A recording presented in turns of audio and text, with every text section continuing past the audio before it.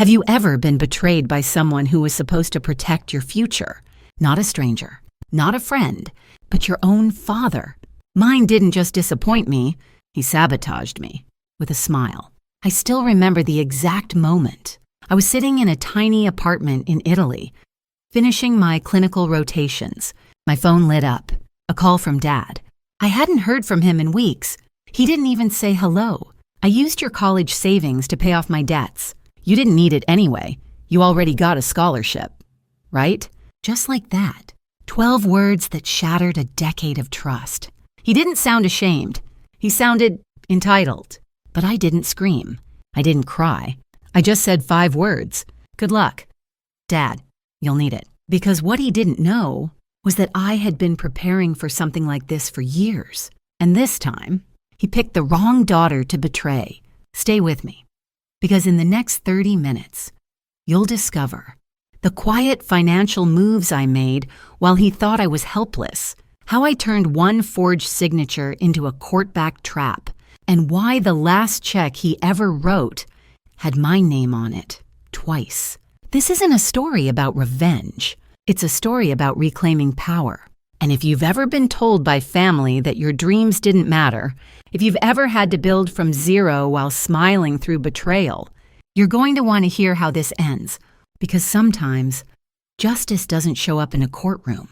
It shows up in silence, in strategy, and in one final move they never saw coming. I didn't grow up rich, but I grew up trained to think my father was the hero of our story. He wasn't a bad man at first glance. He was charismatic, the kind of guy who could walk into a room and get everyone laughing in 5 minutes. But underneath that charm was a man addicted to gambling, shortcuts, and stories that made him the victim. My mom left when I was 13. She packed her bags quietly after another screaming match over missing money. My dad called her selfish, said she abandoned the family, but I remember her eyes. They weren't angry. They were tired, like someone who had been trying to hold up a collapsing ceiling alone.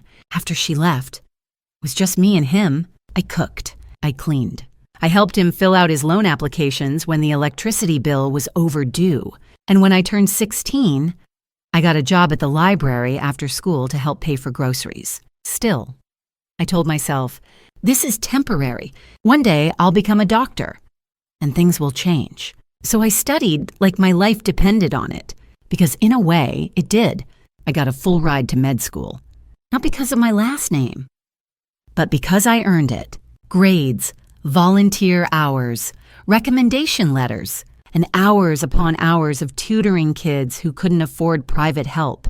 But even with the scholarship, there were still expenses, books, licensing exams, rent. So I was shocked. Pleasantly.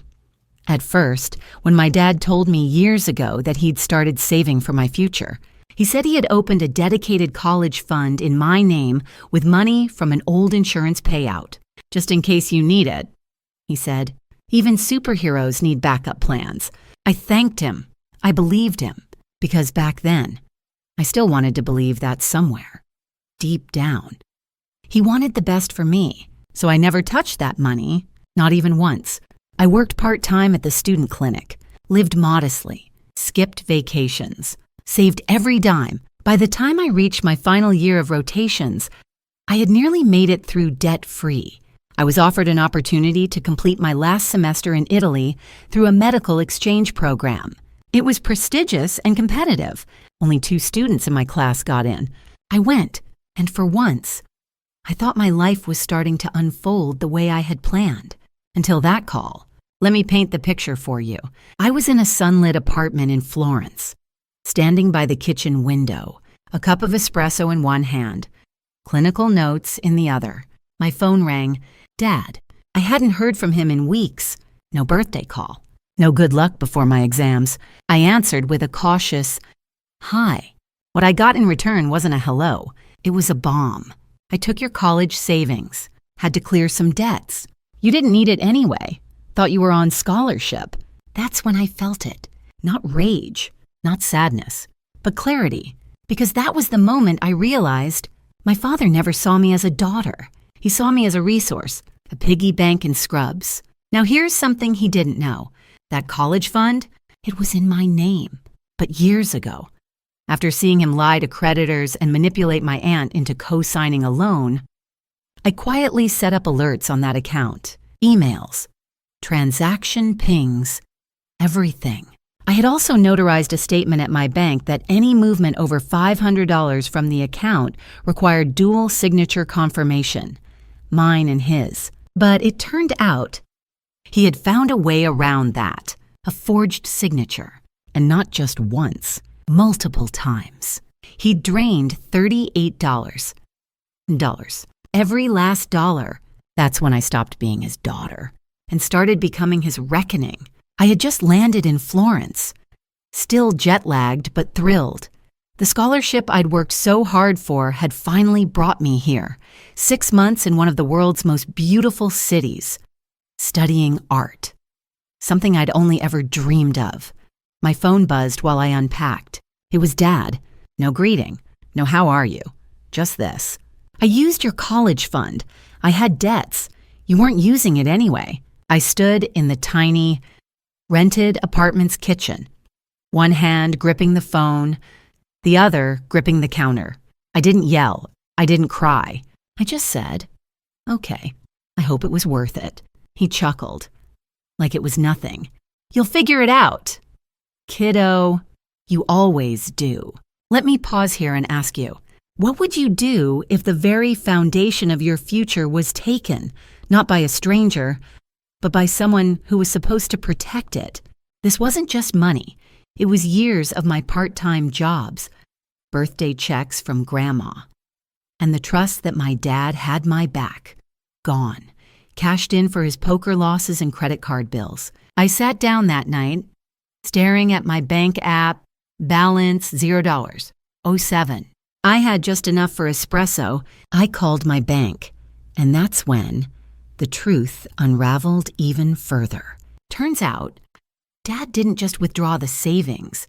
He transferred the entire college trust account into a shell company he created a year ago, a company under his name and my mother's maiden name, likely to avoid suspicion. He'd planned this for months. And it wasn't just my savings. He'd used my Social Security number to open a line of credit, maxed out a card I never even knew existed, and used my name to rent a boat. That night, something inside me cracked wide open. This wasn't just betrayal, it was identity theft, financial sabotage, an emotional abandonment bundled together and wrapped in the voice of a man I once called Dad. I could have called the cops. I could have made a scene, but instead, I called a lawyer. And then I called my godmother, an accountant who used to work for the IRS. She had once joked that she could find a breadcrumb in a sandstorm. Now, she was my only lifeline. We worked every weekend. While my classmates were wine tasting and visiting museums, I was building a case. Every transaction, every fake account, every cent that was touched under my name. I documented everything, not for revenge, but for truth, and maybe, just maybe, justice. Meanwhile, Dad kept calling, acting like nothing had happened. He even texted me pictures of a new car. Hard work pays off, he wrote. Hard work? I smiled. He didn't realize he was writing his own downfall, one arrogant message at a time. Florence was filled with music, espresso, and museums, but my days sounded more like legal briefings, Zoom calls with my godmother, and checking my encrypted folders 3 times a day. It wasn't glamorous, it wasn't fun, but it was powerful. Every Saturday, I would call her from a quiet corner of the university library. She had turned my heartbreak into spreadsheets, rows of numbers, dates, and notes that built a fortress of truth. The twist, while Dad was posting photos with captions like, "Work hard, play harder," we were gathering screenshots of wire transfers, loan applications in my name, and even emails between him and his shady business partner discussing how to drain the kid's account before year end. And then I made a move that changed everything. through a student legal aid clinic partnered with the university.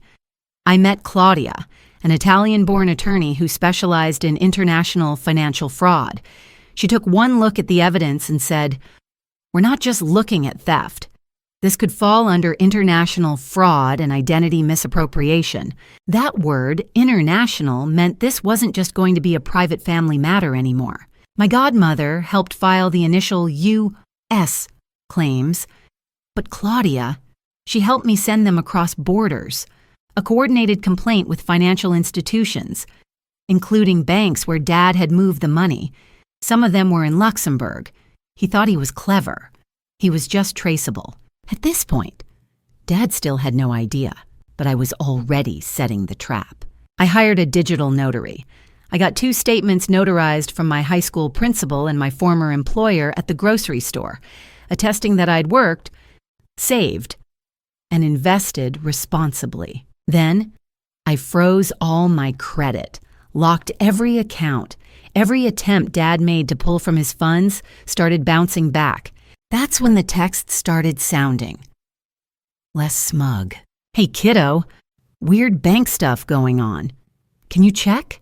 Can you call your godmother? She's not replying." And finally, "Did you freeze the accounts? Are you trying to ruin me?" I didn't answer. Instead, I posted something simple on Facebook. It's amazing how fast someone can go from "I raised you" to "you're destroying me" when you simply protect what's yours. The comments started rolling in. My cousin, yes, the same cousin who once live-streamed my mom calling me pathetic, shared it with a single word. It went semi-viral in our community. Turns out, I wasn't the only one with stories like this. I joined a support group, other adult children dealing with financial abuse from their own parents. It wasn't just healing, it was fuel. Every time someone shared their story, it reminded me why I was doing this. Not for vengeance, for clarity, for boundaries, for self-respect. Then came the letter, a formal notice from a debt collector Dad had dealt with, stating that due to the fraud report, they were freezing his assets pending investigation. They were also seeking legal confirmation on the original source of funds, the same college fund he bragged about using to wipe out his debt. And that's when he cracked. He called me at 3 a.m. Florence time, voice shaking. "I just wanted to get back on my feet," he said. Silence. "I didn't think you'd turn on me like this." I almost laughed, but I just breathed out. "You didn't turn on me. You sold me out." Click. From that moment on, I knew he finally understood, not the pain he caused, but the power I'd reclaimed. He thought it would end with a phone call.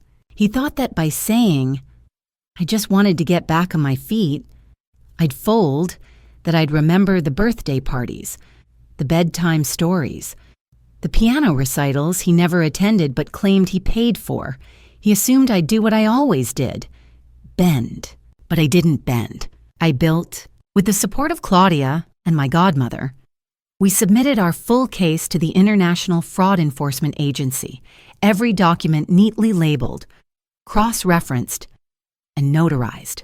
The claims included misappropriation of funds set aside in my name, forged consent on financial authorizations, and a transfer trail involving more than one tax jurisdiction. That last one, that made it a federal matter. The agency launched a formal inquiry, and then came the big domino. Dad's employer got notified. Apparently, he had taken a side contract with a UTEPTXI pharmaceutical company and was bragging that his financial savvy helped him invest early in European property. But once they saw the investigation notice, including words like fraudulent transfer and potential tax evasion, they froze his contract immediately. And just like that, the job he had stolen my future for? Gone. But I wasn't done. In parallel, Claudia helped me file for civil damages in the U.S., naming him directly and requesting restitution of the full fund plus legal fees. When the papers were served to his apartment, delivered by a uniformed Italian officer, he posted a rant on Facebook. "Can't believe my own child is dragging me through court. What happened to family loyalty?" And beneath that, dozens of comments. Some from people he owed money to. Some from old friends saying they always knew something was off. Some defending me because they had seen the posts. The pain, the truth. Then came the real twist. Claudia had discovered that one of Dad's last-minute transfers was to a shell LLC that, on paper, looked like a property investment. But when we dug deeper, it was a short-term rental business registered under his new girlfriend's name. She was younger, a yoga instructor with a curated Instagram feed and a fake motivational blog. We subpoenaed the account. Turned out, she didn't know. She had no idea the funds he invested came from his daughter's college savings. Once she found out, she turned on him. Fast. Offered a written statement in our case, confirming he said the money was his early inheritance. That statement alone torpedoed his credibility, but it also gave me something more. Leverage. See? If I had gone full scorched earth, I could have demanded public restitution, court-ordered garnishment, and even pursued jail time. Instead, I had Claudia offer a deal. Return what remained of the fund, plus a private apology. And we'd withdraw the criminal claim. His lawyer practically begged us to accept, and we did. But with one final twist. In exchange for withdrawal, we had one clause added. He was never to contact me again. Not by phone, not through family, not even at funerals. He signed it, and for the first time in my life, I felt free. The silence was louder than I expected. No more calls. No guilt-laced voicemails. No reminders of what I supposedly owed him just for being born. And yet, there were nights I still stared at my ceiling and asked myself, was I too harsh? Because that's what children of manipulation do. We question our boundaries more than we question the harm. But over time, the noise faded, and something else took its place. Peace. I used the remaining restitution funds to finish my graduate studies. I specialized in trauma-informed mental health, especially for women from financially coercive families.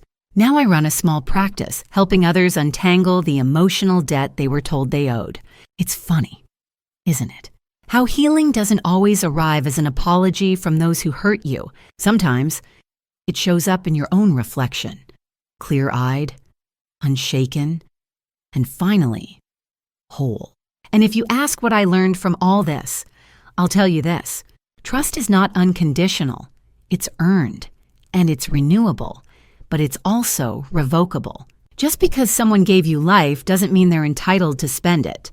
I am no longer the girl who begged for acknowledgement at the dinner table. I'm the woman who built a table of her own and invited others who never had a seat. So here's what I want you to walk away with. You are allowed to say no. No to guilt. No to emotional blackmail disguised as family duty. No to silence. You are allowed to win quietly. Your peace doesn't need to be loud. It just needs to be yours. And finally, revenge doesn't always wear anger. Sometimes it shows up dressed in resilience, wrapped in legal strategy, and backed by healing. Now I want to hear from you. Have you ever had someone in your life weaponize love or family against you? Drop a comment and share your story, or just type free to heal if you're not ready to share but want to be seen. I read every message. You're not alone. And if this story spoke to something in you, subscribe. Not for me, but for you. Because the next story might be the one that gives you the words you didn't know you needed. And if you think this was powerful, the next video, you don't want to miss how that one ends. Because around here, we don't just tell stories. We take back the narrative.